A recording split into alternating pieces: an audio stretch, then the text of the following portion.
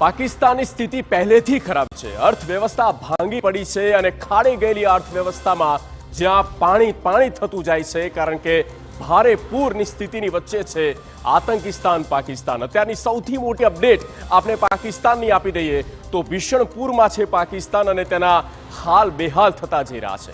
અત્યાર સુધીનો જે આંકડો આવ્યો છે તે ચોંકાવનારો છે। 200થી વધુ લોકોના મોત થઈ ગયા। 221 લોકોના મોત પૂરને કારણે આ પાણીના પ્રવાહને કારણે લોકોના જીવ ગયા, લોકો તણાઈ ગયા। 600 કરતાં વધુ લોકો પણ ઈજાગ્રસ્ત થયા છે જેમની સારવાર ચાલી રહી છે। પાકિસ્તાનમાં જે પંજાબ પ્રાંત આવેલું છે તે સૌથી વધારે પ્રભાવિત થતો એ પ્રાંત છે, એ વિસ્તાર છે અને પંજાબ પ્રાંતની વાત કરવામાં આવે તો 135 લોકોના 221માંથી 135 લોકોના તો પાકિસ્તાનના પંજાબમાં મોત થઈ ગયા। છેલ્લા 24 કલાકમાં 5 લોકોના જીવ ગયા। હજુ પણ ભારે વરસાદ છે અને ભારે વરસાદની ત્યાંના હવામાન વિભાગે ચેતવણી આપી છે।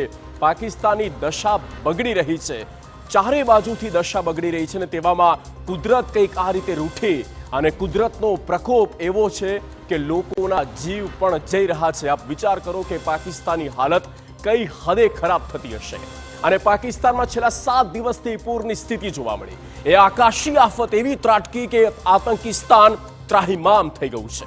પાકિસ્તાનના લગભગ તમામ રાજ્યમાં પૂરે હાહાકાર મચાવ્યો અને 24 કલાકમાં 15 કરતાં વધુ લોકોના મોત થઈ જાય છે।